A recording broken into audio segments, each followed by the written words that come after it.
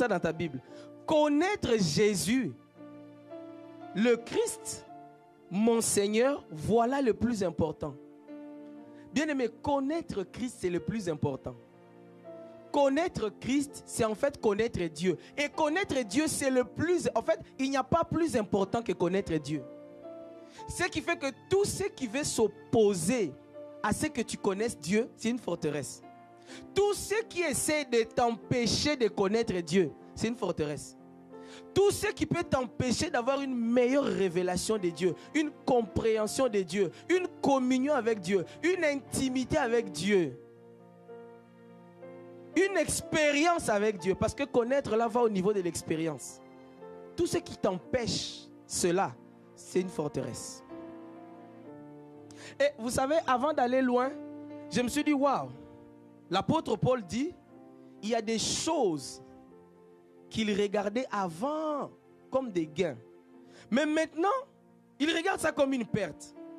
Et il compare. Il dit pourquoi il regarde ça comme une perte? À cause de l'excellence de la connaissance de Christ.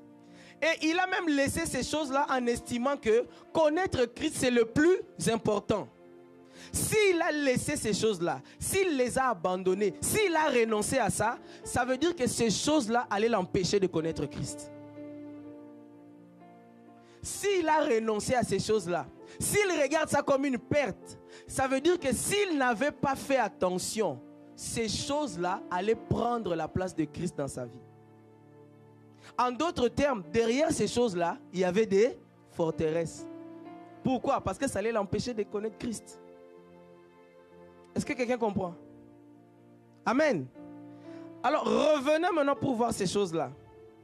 Parce que je vous ai dit que connaître Christ, c'est ça même la vie éternelle. Jésus dit dans Jean 17, 3, « Or la vie éternelle, c'est qu'ils te connaissent, toi le seul vrai Dieu, celui que tu as envoyé, Jésus-Christ. » Connaître Dieu, c'est même ça la vie éternelle. Voilà pourquoi tu dois te battre, tu dois t'opposer à tout ce qui t'empêche de connaître Dieu. Je répète, tu dois t'opposer, tu dois faire la guerre à tout ce qui t'empêche de connaître Dieu. Que ce soit ce qui t'empêche de lire la Bible, que ce soit ce qui t'empêche d'écouter les prédications, que ce soit ce qui t'empêche de prier, que ce soit ce qui t'empêche de donner à Jésus la première place dans ton cœur, que ce soit ce qui t'empêche d'avoir des moments d'intimité avec Dieu, tu dois combattre ça. Parce que derrière ces choses, il y a des forteresses qui s'élèvent contre la connaissance de Christ. Et comme je vous ai dit, bien aimé, c'est subtil les forteresses. C'est subtil, c'est rusé. Ça veut dire qu'à première vue, tu peux même ne pas penser que c'est des forteresses. Tu peux même ne pas penser que ça là, ça s'élève contre la connaissance de Christ. Ça m'empêche de connaître Christ. Regardez ce que l'apôtre Paul cite. Et chacun va s'examiner lui-même. J'ai fait une petite analyse de ces versets. Philippiens chapitre 3, versets 4 à 6. Les choses auxquelles Paul a renoncé à cause de l'excellence de la connaissance de Christ. Regardez ce que l'apôtre Paul dit. Moi aussi, cependant, j'aurai sujet de mettre ma confiance en la chair. Si quelqu'un autre croit pouvoir se confier en la chair, je le puis. Bien davantage. Verset 5. Moi, regardez la liste de Paul. Et on va voir les forteresses derrière. Il dit, moi, circoncis le 8e jour, de la race d'Israël, de la tribu de Benjamin, hébreu né d'hébreu, quant à la loi, pharisien, quant aux zèles, persécuteur de l'Église, irréprochable à l'égard de la justice de la loi. Non, c'est pas ça la suite.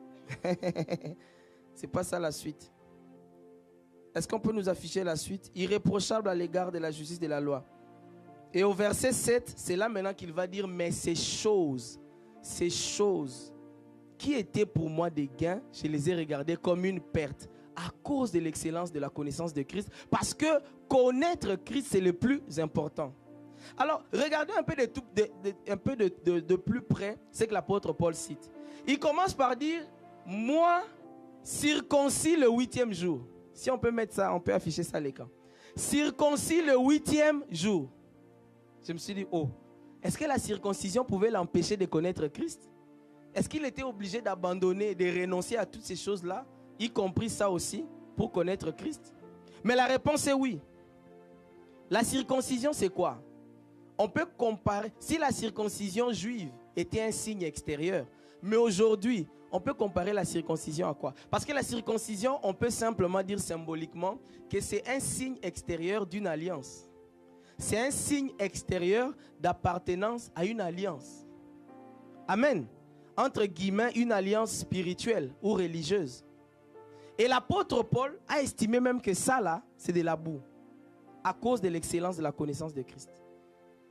Alors je me suis posé la question, mais est-ce que nous, les enfants de Dieu aujourd'hui, est-ce que nous n'avons pas des signes extérieurs d'appartenance à notre groupe, à notre, entre guillemets, église, à notre, permettez-moi l'expression, religion, même si on n'est pas religieux, et qui nous empêchent finalement de connaître véritablement Christ?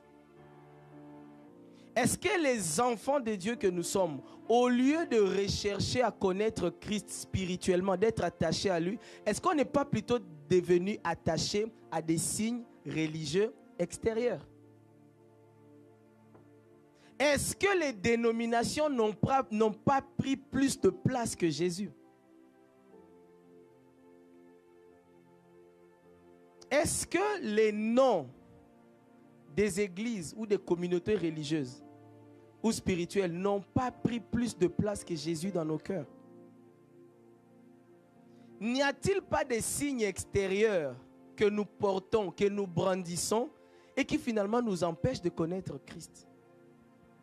Parce que même dans ça, il y a des forteresses. Ça veut dire quoi? Si ton appartenance, entre guillemets, à une organisation ou à une institution spirituelle ou religieuse commence à prendre plus de place que Christ, c'est une forteresse. Voilà pourquoi tu dois chercher à connaître Christ, à t'attacher à Christ au-dessus même de ton amour pour l'Église. Amen. Il y a eu la Covid, non? Vous savez pourquoi la plupart des chrétiens pendant la Covid ont rétrogradé? C'est parce que la plupart d'entre nous, on avait juste une vie de l'Église. À part l'Église, il n'y avait pas une communion personnelle avec Dieu. À part l'Église, il n'y avait pas une intimité avec Dieu. À part l'Église, il n'y avait pas une connaissance personnelle de Dieu. Et les jours où on a dit que l'Église est fermée, beaucoup de gens ont rétrogradé. Et ça, c'est une forteresse. Si tu rétrogrades parce que l'église a été fermée à cause d'une pandémie, ça veut dire qu'il y avait une forteresse. Amen. Est-ce que quelqu'un comprend? Dis à ton voisin, est-ce que tu comprends? Bien aimé, je vous ai dit que les forteresses sont subtiles. Regardez la deuxième chose qu'il cite. C'est quoi la deuxième chose que Paul cite? Il dit de la race d'Israël, de la tribu de Benjamin. Hébreu né d'Hébreu. C'est quoi tout ça? Nation, tribu, clan. Est-ce que ces choses-là ne deviennent pas des forteresses qui nous empêchent de connaître Christ? Est-ce que nous ne sommes pas clanistes? Est-ce que nous ne sommes pas tribalistes? Est-ce que nous ne sommes pas régionalistes? Est-ce qu'il n'y a pas une certaine pensée d'appartenance à une communauté tribale, clanique ou nationale qui nous empêche de grandir dans la connaissance de Christ? Vous savez que l'apôtre Ivan l'a déjà dit une fois, il y a des gens qui ne peuvent même pas écouter un homme de Dieu juste parce qu'il est de tel pays. Le problème, c'est que tu ne sais pas que Dieu peut l'utiliser pour te transmettre un message. Et si tu ne peux pas écouter une personne à cause de sa tribu, à cause de sa région, à cause de son pays d'origine, ça veut dire que tu as une grosse forteresse. Et cette forteresse-là, on peut la décliner, il peut y avoir plusieurs déclinaisons. Il y a des gens qui n'écoutent pas certaines personnes, oh il est trop jeune. Qui t'a dit que Dieu ne peut pas parler à travers quelqu'un qui est trop jeune? Dans tous les cas, s'il est vieux, oh non, il est aussi trop vieux. Les histoires de vieux là, pourquoi tu as toujours une raison? C'est des forteresses. Il y a des gens avant d'écouter quelqu'un, oh, est-ce que son français est bon? Oh, il fait beaucoup d'erreurs. Oh, son français là, parfois il dit la papa. D'ailleurs, il dit le forteresse, il dit la forteresse. Non, est-ce que vraiment? C'est une grosse forteresse. Et tu peux manquer des bénédictions comme ça. Les forteresses. Est-ce que tu ne t'attaches pas à une nation, à une tribu, à une région, à un clan, au détriment de Christ, au détriment de la connaissance de Christ? Parce que ton attachement à cette appartenance régionale peut devenir le blocage de ta connaissance profonde de Christ. Oh, avant d'écouter quelqu'un, est-ce qu'il a d'abord un diplôme en théologie? Est-ce qu'il a au moins... Bien aimé, c'est des forteresses. Et ça nous fait manquer beaucoup de visitations. Beaucoup de visitations divines. Voilà pourquoi toi et moi, on doit dire, je renonce à ça. Je renonce à ça. Je ne t'entends pas, bien aimé. Je dis, je renonce à ça. Troisième point qu'il cite, regardez ce qu'il cite. Il dit, quant à la loi, pharisien, titre, rang social, position sociale. Paul a découvert que même le fait de s'attacher à son titre de pharisien allait être un blocage à la connaissance de Christ. Alors moi, ma question pour toi, est-ce que tu ne t'attaches pas à un titre, à une position, à un rang? Tu te bats pourquoi? Tu cours pourquoi? Tu sers pourquoi? Tu cherches l'argent pourquoi? Tu travailles pourquoi? Est-ce que c'est la pensée d'avoir le titre, de s'attacher à un titre qui est derrière? Si c'est ça, c'est une forteresse. Parce que pour certains, la forteresse, c'est vraiment ça. Pas pour tout le monde, mais pour certains. Ça veut dire que la personne fait tout pour devenir pasteur. Je dois devenir pasteur. On peut devenir pasteur sans connaître Christ. Je veux me marier. Je veux avoir l'anneau qu'on m'appelle Madame telle. On peut se marier sans connaître Christ.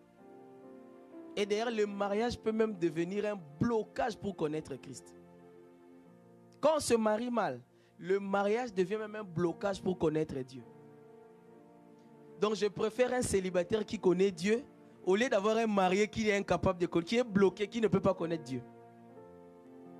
Amen. Donc, est-ce que la course, l'envie, le désir d'avoir un titre, un rang social, d'appartenir à une catégorie sociale, une catégorie dans le monde, une catégorie dans le quartier, une catégorie dans l'église, est-ce que ce n'est pas ça qui motive ce que tu fais et qui finalement t'empêche même de mieux connaître Christ, d'augmenter ton intimité avec Christ, de communier avec Christ? Pose-toi la question. Dis à ton voisin, pose-toi la question. Persécuteur de l'église. J'ai encore beaucoup d'autres points. Ça, c'était juste un entre parenthèses. L'heure avance vite. Persécuteur de l'église. Et dit, quant aux zèles, persécuteur de l'église. Lorsqu'on regarde ce passage, on se dit, bon, c'est Paul. Il était zélé et il persécutait l'église. Il tuait les chrétiens, il les emprisonnait, il les fouettait, je ne sais pas moi, il participait à des lapidations. Mais est-ce que nous-mêmes aujourd'hui, on n'a pas un zèle amer ou un zèle sans intelligence, donc un zèle sans discernement qui nous amène aussi nous-mêmes à persécuter l'église et qui nous empêche de connaître Christ, d'être en communion avec Christ et de manifester Christ? Parce que persécuter l'église, c'est quoi? En d'autres termes, persécuter l'église, c'est affaiblir l'église. C'est combattre l'église. Et parfois, nous le faisons inconsciemment. Parfois, nous affaiblissons nous-mêmes l'église. En partageant tous les scandales. Tu partages vite dans 3 groupes WhatsApp. Il y en a même qui partagent dans la communauté. En allant critiquer, murmurer. En allant étaler les défauts des autres, les faiblesses des autres. Tu affaiblis l'église. Tu affaiblis le corps du Christ. En allant propager les nouvelles sur ce que les autres ont fait. Tu affaiblis l'église. Tu affaiblis même la crédibilité de l'église. Parce que toi, tu vas propager des mauvaises choses sur l'église auprès des païens. C'est une forme de persécution, je vous assure. Parce que ça affaiblit l'église. À cause de ce que toi tu dis, on arrive à un endroit, dès qu'on dit qu'on va installer l'église ou bien on veut louer pour une église, les gens disent « Ah non, pas les églises ». Pourquoi? À cause de ce qu'ils ont vu et entendu. Mais qui va raconter dans le monde ce qui se passe dans l'église? C'est principalement les gens qui sont dans l'église. Et parfois, on croit bien faire. Ah non, non, non, ça n'est de trop. Ah, lui là, vraiment, il fallait qu'on le montre. Ah, il fallait qu'on le découvre. Ah, il fallait qu'on l'expose. Est-ce que Dieu t'a dit que c'est à toi d'aller exposer ça partout? Est-ce que tu n'affaiblis pas l'église en croyant bien faire? Et ça aussi, c'est une forteresse derrière.